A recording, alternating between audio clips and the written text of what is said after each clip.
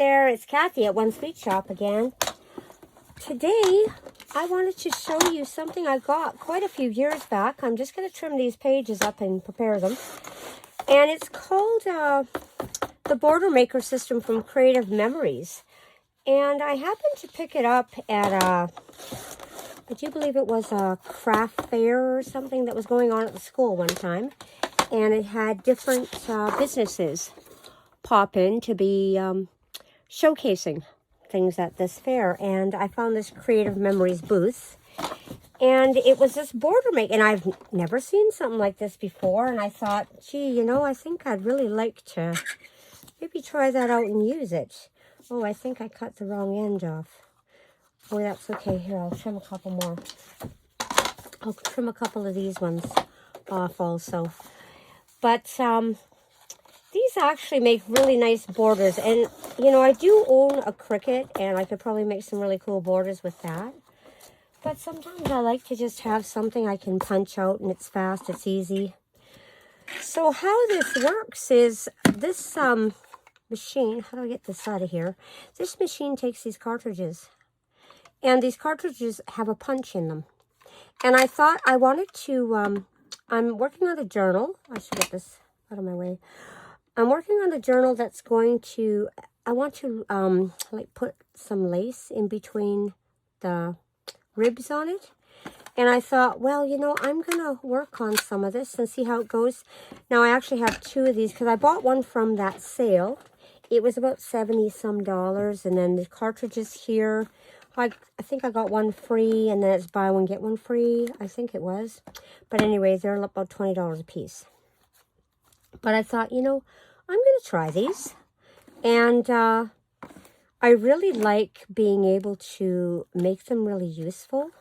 And I cut them apart and I use them for different things. I use them for flower centers, and I do all sorts of stuff with these little cutters. So I'm going to show you how this works. And the cutter actually goes into this part of the maker. Let's move those up, because I'm really worried that I'm going to bump them and then set it off. And hopefully I can get these cutting straight. I sometimes am not that good at it. So, and what happens is there's ridges here and there's ridges here. And what you do is you line your maker up. There's the paper that holds the paper in there too, if you're holding paper for it. So, which is pretty cool. I don't think that goes in there though. Yeah, I'll fold it down. But anyway, that goes in there like that. And then your paper goes in this end. Oops, let's move it just a little bit so I have some more arm room here. Now, this goes in here, and I usually just feel around and find the slot. And then this one goes in here. You feed it all the way through so that it's in there. And then you push this down, and it actually has a seal right there. And then you push this down. And what happens is it falls into the next notch. Oh, it looks like my paper is a little off. Maybe I cut it crooked. I think I cut it crooked. There we go. And it fits into the next notch. I'm not sure if this is going to line up, but that's okay. This one's pretty even, actually. And see how it made the notches there perfectly? Makes them all straight all the way along. I think I want to do that on this edge too, just so that I can put it in the machine then and cut it off. So let's find out where that edge is again. Right there. I want to use these on the paper of the journal that I've been working with. So, and I wanted something that was going to be dark. So let's try this again. Here, move it down and move it down. And, you know, this might be something that you could maybe look for in thrift shops. See how it took that white edge off? And see, I was trimming the edges, and I guess I didn't need to have to, because look, it trimmed them all off. Now, I can take this, and I can trim it any size I want. Like, I can have it into like a little tuck spot. So I can put that on the edge, loop something on here, put some designs here, and have a tuck spot for things to fit into. Or I can make it really thin and make it into, I could, let's try something else. how about I take that piece right there and take the border maker, put it back in, and let's see what happens. Let's see if I can get it even. I'm not actually sure, but let's try it. And let's see if we can get some on the other side. And then maybe I can lace down almost like a corset on this. How close is that? That's actually not bad. If I take my scissors, where are my scissors here? Let's find these ones. These are not my best scissors, but I'll use them. If I trim this off right here, then I've almost got a straight line. And that's actually pretty good. And I can actually lace, or maybe I can even crisscross. So I'm going to try something really unique with these. I'm working on a kind of like apothecary journal, and I just want something different. I'm going to swoosh this all to the floor because I sweep it up all in the end. Now what I want to do is I want to do the same with this because I want to have different types of paper.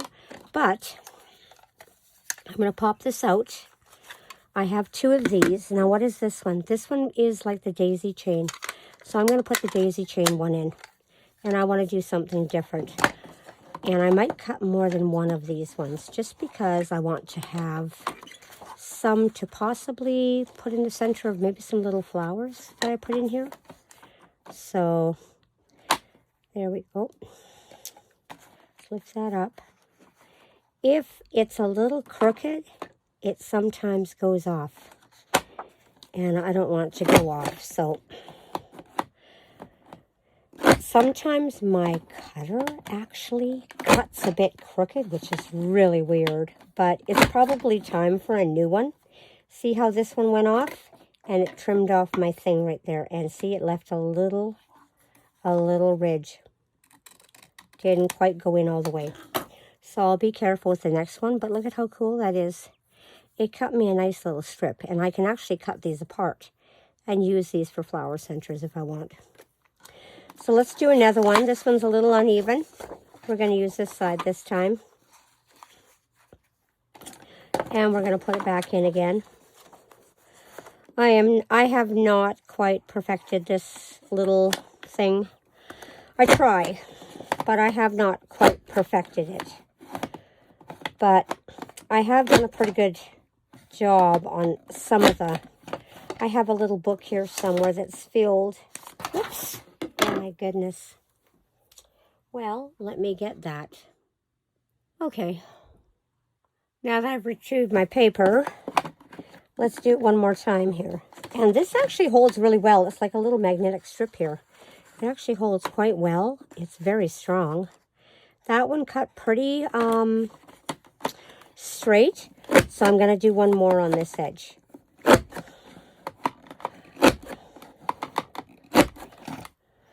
There.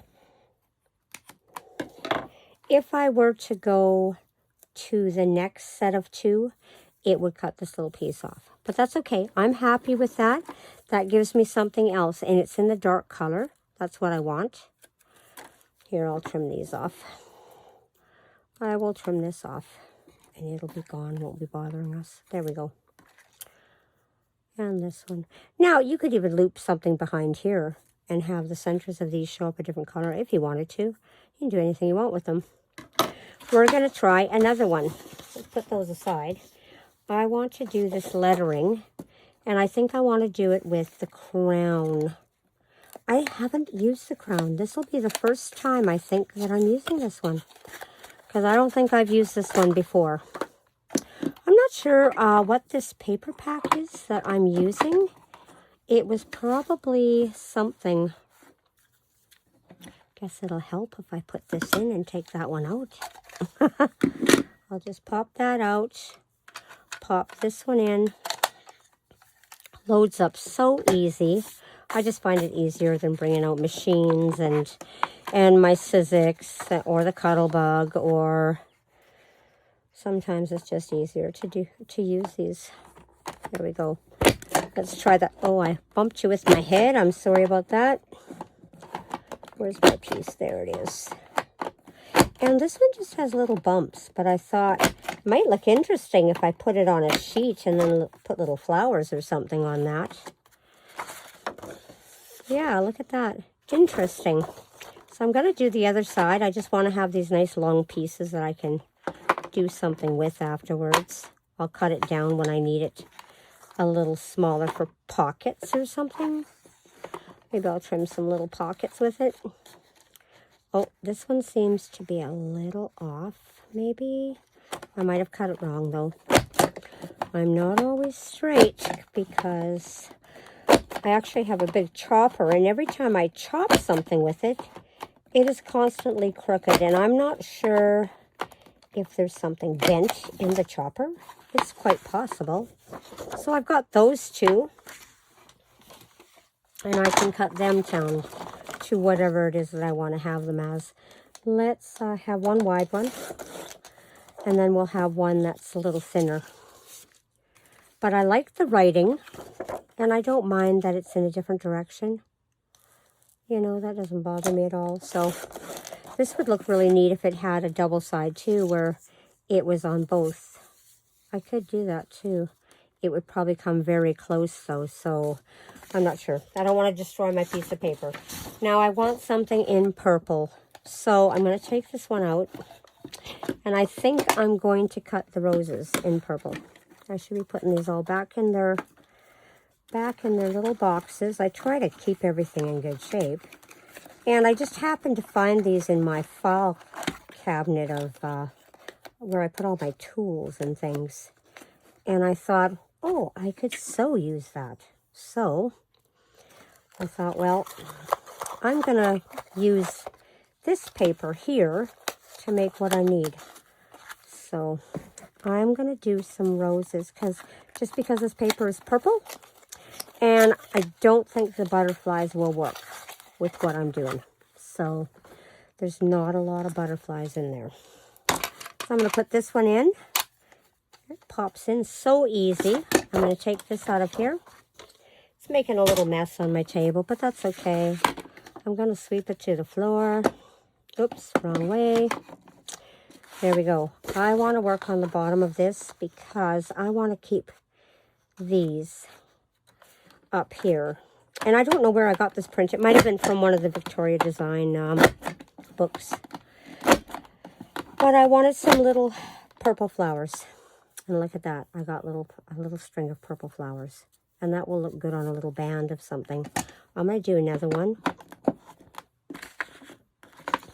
Push that in. And I was going to do a black one, but you know what? I think I like those. Whoops. I think I like those. Oh, that's my problem. It's bopping there. I think I like this lettering here as it is. I think I'll punch it out with a circle punch and just actually have the letters and make some words. So there we go. This one went off a little bit. I'm being a little hasty. I'm trying to rush. But that's okay because I'll snip it right here and I'll use both pieces to make a little belly band or something.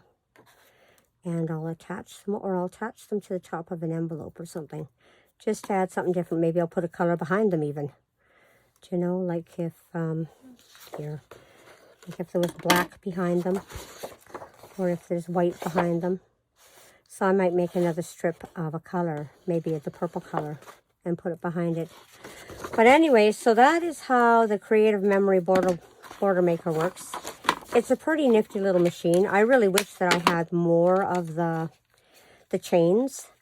But I find when I was doing scrapbook albums and things like that, they were a lot of fun to use these with. It was just great. So I didn't mind at all. I just theme one page to be one type of thing or another. So the butterflies are really cute. It actually cuts out tiny little butterflies too that you have left over, which are very small. So I have used them in my miniatures, and the little dots also. And it cuts it in a straight line. So it's a little different, but it's okay too. I like it. Anyway, that is what this one is all about. And I'm going to clean up my mess here and put this in my pile of things to do for my journal I'm working on. And I'll see you again. Have a good night. Bye-bye.